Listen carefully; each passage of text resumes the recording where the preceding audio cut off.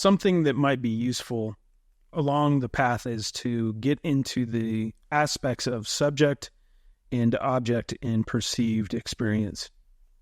And if we were to look at it in that particular light, we could say that we as an individual, or this perception that there is someone here, a me and I, as subject in these experiences being objects. We could see thoughts as a series of objects being created in narrative, cause and effect relationships, so on and so forth. And then we can also see this perceived distance between the one, the observer, experiencing an experience, perceiving something that appears to be an object, and also a perceived separation between objects themselves.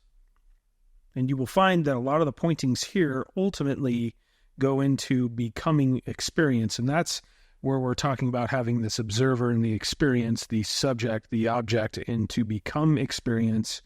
There is no longer a sense of reference. There's no longer a sense of contrast between object and subject or object and object. Ultimately, that sounds really technical for looking at suffering as a object of experience.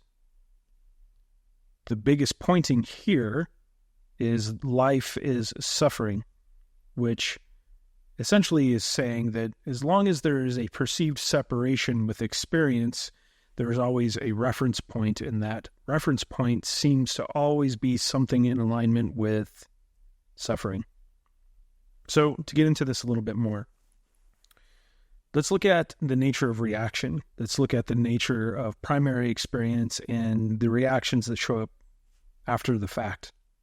Every thought is an echo of an experience, a reflection, a way to objectify an experience. And we can look at it this way.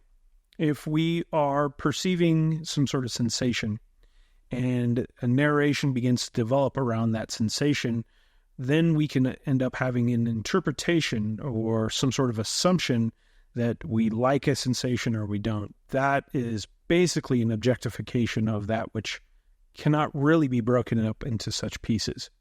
And it requires having a sense of one who is observing, one who is separate, to be able to have that interpretation, to be able to have that assumption.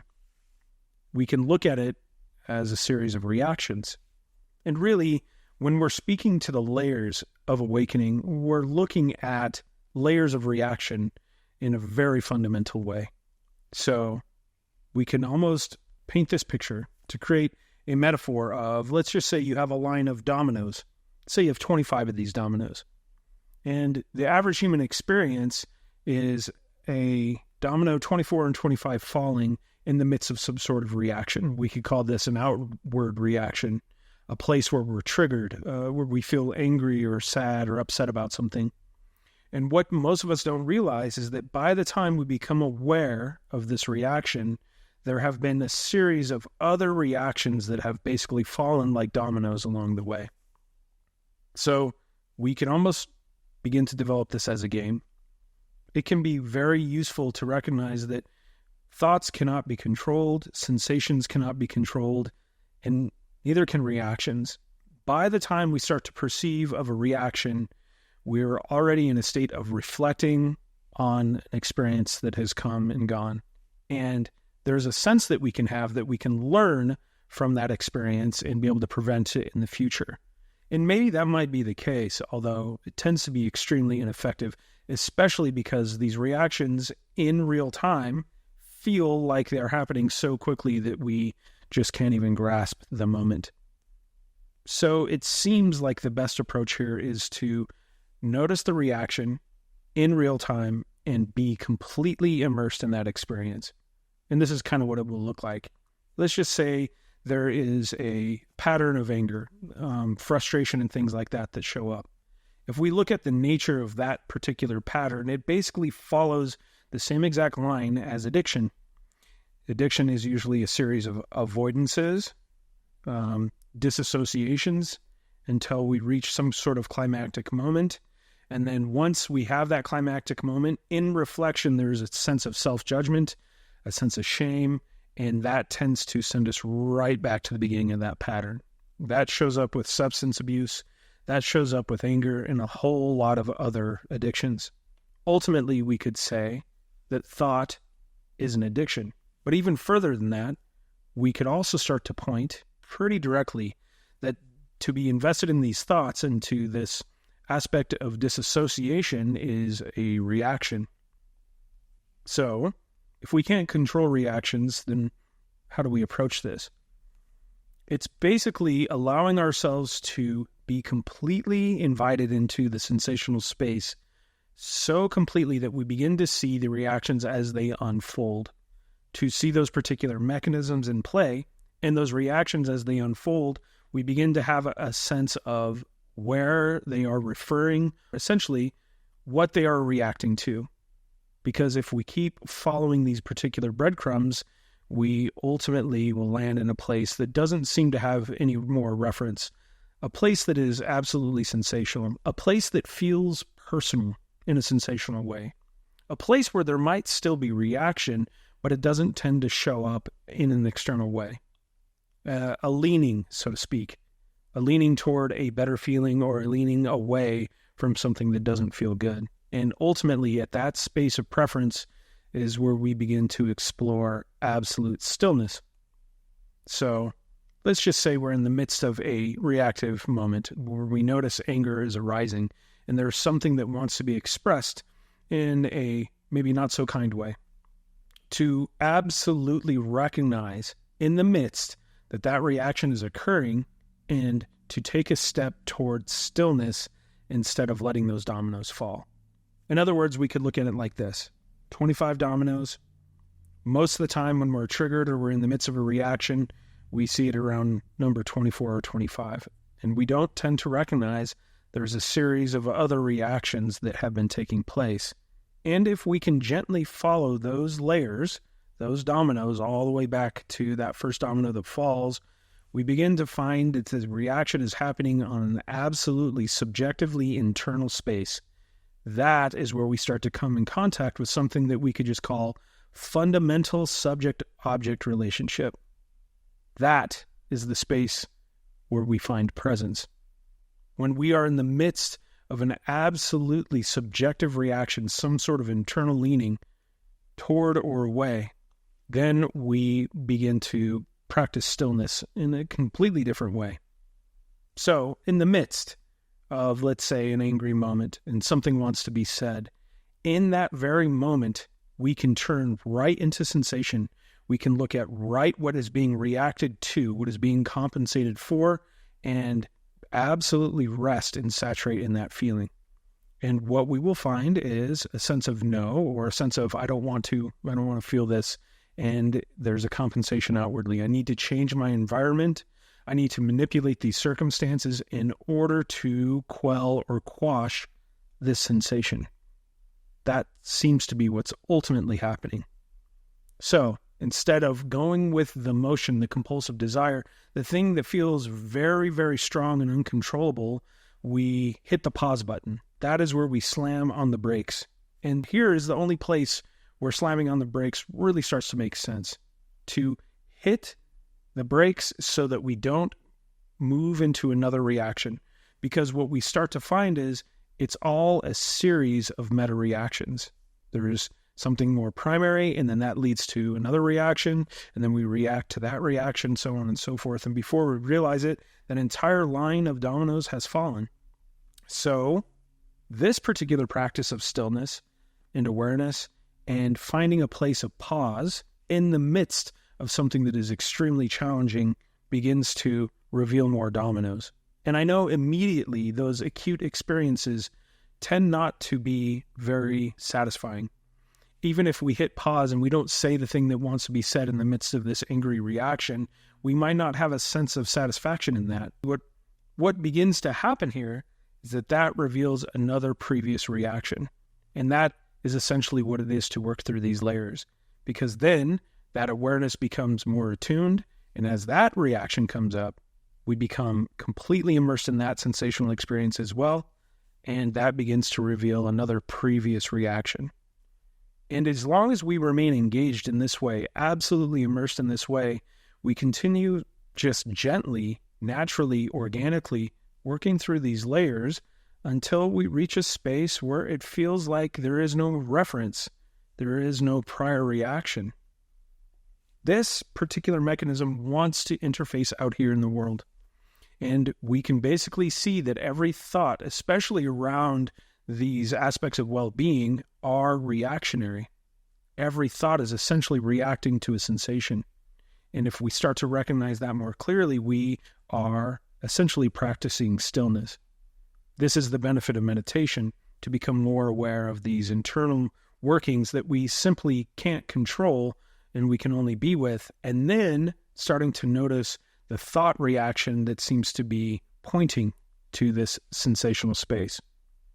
That particular method, if we can remove domino 4, then only 3 dominoes fall, which essentially looks like this. We don't strategize necessarily, we don't prepare, but we do settle into a space of absolute presence and stillness so that we begin to see these mechanisms arise and then not engage further with the reaction. So it may appear like this for a little while, and ultimately this will be contradictory as well, but this seems to be the average human being's experience. We live in this dichotomy of these sensations and these thoughts, and we can either choose to engage with more thought, which creates more thought, or we can engage with sensation, which tends to change and move. Sometimes it can stay the same, but it doesn't tend to create any other sensation or an escalation. So if there ever feels like there's a choice for you to engage with thought or reaction or with sensation, do everything you can to test that threshold and move directly into direct experience, right into sensation. And as mentioned before, they tend to show up right here in this particular place where these sensations feel personal, where they have a lot of storyline, where they are essentially beliefs, where there is intense reactions to these particular sensations. As soon as you see that reaction unfolding, choose not to engage with that reaction and instead turn directly into the sensation. And by doing so, we're pulling a domino somewhere along the line. And so instead of living 25 reactions in, now somehow we're 5 reactions in. And that's where we begin to explore stillness in a more palpable way. So possibly putting it this way, a little bit more formulaic, there's still something organic here. We are feeling all the time, something that we can't control, modify, or manipulate. And by being completely aware of that, noticing the reaction and stepping into the feeling of it, we begin to pull those dominoes. And before we realize it, we're only a few dominoes in. And then ultimately, we find that these reactions are sensational experiences of very subtle leaning toward a better sensation or away from a sensation that we don't like. And that's where we start to discover this fundamental subject-object relationship. From there, we can absolutely merge with that experience. And it's not really through a sense of agency. There really isn't a how, but it's the closer we get, the more likely we realize that there is no separation. The name of the game here is something like this: a sense of energetic inquiry, a sense of curiosity that's asking closer, closer, more, deeper, deeper, something like that. So see if you can start to play with this a little bit. See if you can start to step back a little bit and observe from a wider point of view. And as these reactions tend to come up, you'll start to see the subtlety of how these thoughts are essentially reacting to either other thoughts or they're reacting to sensations. And as you see those particular reactions in effect, step directly into the experience, and that essentially neutralizes the reaction. If you take what's being felt and the reaction, that's creating this dichotomy of reference. But if you notice the reaction and you step into what's being felt, you're essentially having, at least in a microcosm of experience, a merging of subject-object. Ultimately, we will start to find that even these sensations can have an object quality to them. But before we really start to explore that, we need to at least take a look at the series of reactions that are taking place and creating this buffer, this sense of separation from what is direct. And what we begin to find is literally every experience is physically, palpably, energetically, absolutely felt. And then everything else is a reaction. So to remove the reaction, to remove the compensation from the equation, to notice it in real time, not to reject it, but to move directly into that which is being reacted to, we are having this subject-object merger taking place in real time. And it can happen with literally every experience. Are we in a perpetual state of reaction, or are we absolutely still? That's part of the question here. And hopefully this particular video will give you a little bit more of a particular focus to be able to see these reactions in real time. And they really do happen everywhere. The examples are really limitless. In the midst of driving, in work situations, in relationships, is a reaction a constant occurrence? And then you start to see that aspects of belief are reactionary, aspects of resentment in relationships are absolutely reactionary, and they're all still pointing inward. So, once again, with that Adyashanti quote, there is no outside world, this is an inside game, is to become completely acquainted with what seems to be subjective experience. And from there, even in that particular fractal of what this reality seems to be, we have a merging of subject to object again, just by playing the game of closer, closer, more, deeper, deeper. I would love to hear some feedback around this to see if you've already been playing this way, if you've already been experimenting in this way, or if this brings to light something that you can step into in a more palpable way. And we'll see what happens.